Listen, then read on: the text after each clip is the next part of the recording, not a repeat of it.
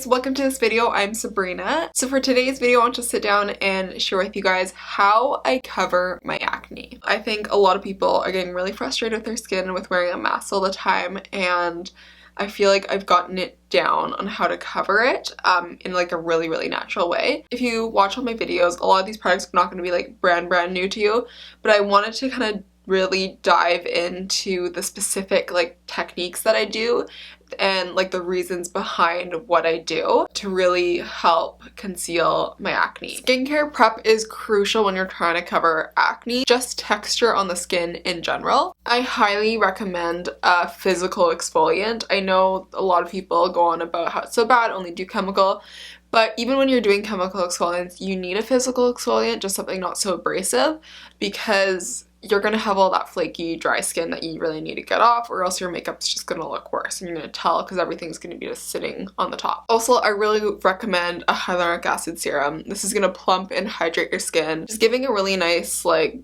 hydrated base for your makeup. I really love this when I just have lots of acne and lots of pigmented acne and I just want a little bit extra like coverage from my concealer. This is the Milk Makeup Hydro Grip Primer. It does like what the name is. It's going to grip onto your product and give it a little bit more of a boost of coverage. I'm going to pump some on the back of my hand.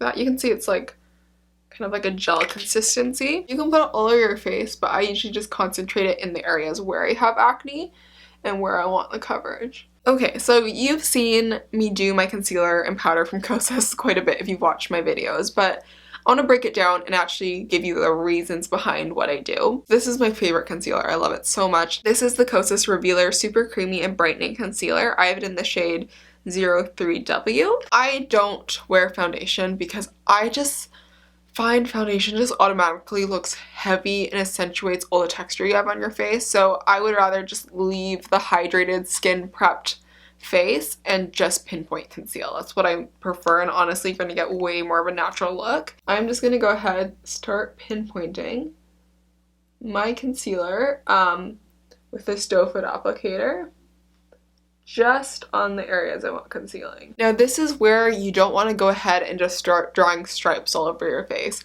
because when you do that, it's just going to get too much and you'll have product where you don't actually need it. Because where you do have good skin, try to show it through a bit more, so really just get those concentrated areas. And then I always just do it around my nose because I have a little bit of redness there. So honestly, I'm happy with that. There are some areas, of course, where there's still scarring, but I don't feel the need for it. Don't just do your makeup because it's routine and you always do it that way. Actually think about why you do things, because I know often you see these trends on Instagram where people do certain things, you just pick it up, you're like, wait, my face doesn't even need that. So yeah, don't put concealer in the same spot every day because your face constantly changes. So sometimes I don't need it around my nose, sometimes I do, just depends. Honestly, just don't use a sponge if you have acne. It's not, you can use it under your eyes of course like I do, but it's not going to give you any coverage. A sponge is just going to soak up all the product you're using and it's going to kind of like take away and grab the product off. I love using a brush. This is my favorite brush specifically. It's very soft. It doesn't soak up so much product. It's flat and dense, but not overly dense in the way it's just not going to blend my product well. So I do want to mention, I'm letting my concealer sit. This is so important if you want coverage. Just do something else, do your eyebrows, put your mascara on, put some lipstick on. With the concealer that's touching your skin, it's gonna kind of like midway dry and set down, and that's ultimately gonna give you more coverage, but there's still the wet concealer sitting on the top. That's what you're gonna like blend out and like pat into your skin. The smaller your brush, the better. You don't have to go too small because then it'll just take forever, but that's why I like this one. It's like a good size for hitting the concealer. But if you do a big foundation brush, you're not going to get it in the same area and it's going to spread it around. You just want to be kind of precise when you're working with your acne. Just patting. You can see I'm just kind of almost bouncing on my skin.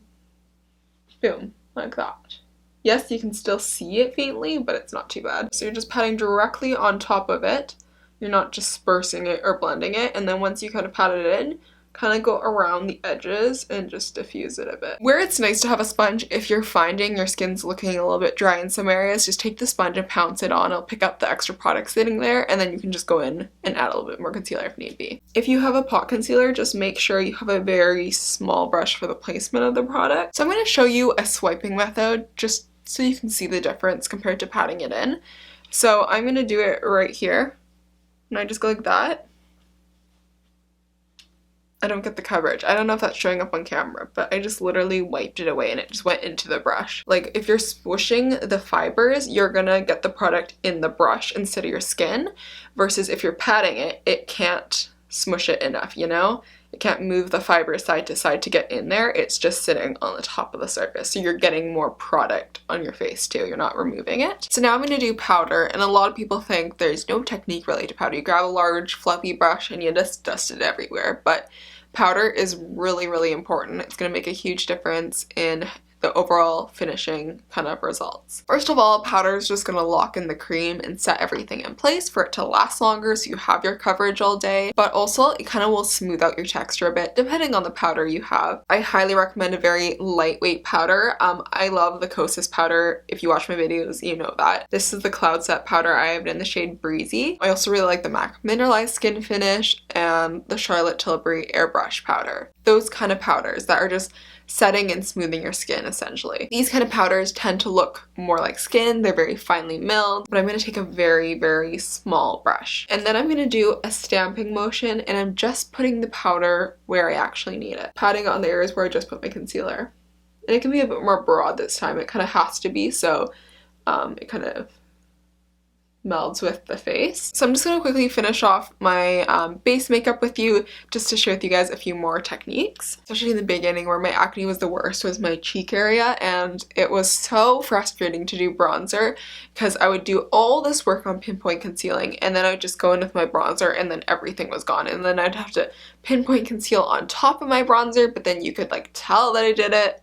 It was a mess, and then it looked heavy. Load it on a fluffy brush, something not so dense so you can get more of a quick diffuse kind of blend. And then you want to do the same old patting motion, you guessed it. Starting by your ear, where you have the most product, and then just kind of tapering in.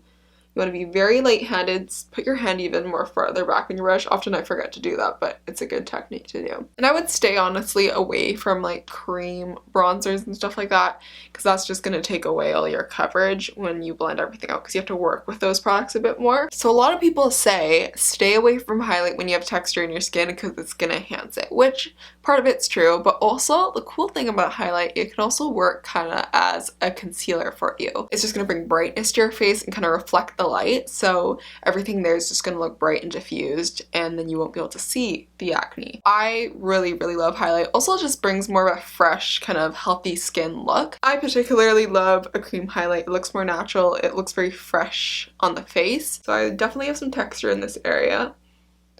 But now, all you see is the light, not the texture. Whereas before, you could probably see more of the texture on my skin. Then your kind of focus is on where the highlight is, and it just ultimately brightens up the face. Alright, so this is the finished base. I'm really happy with it, and I just love how fresh and natural it looks. Hopefully you guys enjoy this video and learn some new techniques to hopefully help you cover your acne. Don't forget to give this video a big thumbs up if you did enjoy it to support my channel, and you can also subscribe if you'd like so you can stay tuned for more of my videos. And also don't forget to follow me on my Instagram. It's linked down below at Sabrina Weeb for more content from me. Alright, so I will see you guys in my next video. Bye! I still get butterflies every time we speak.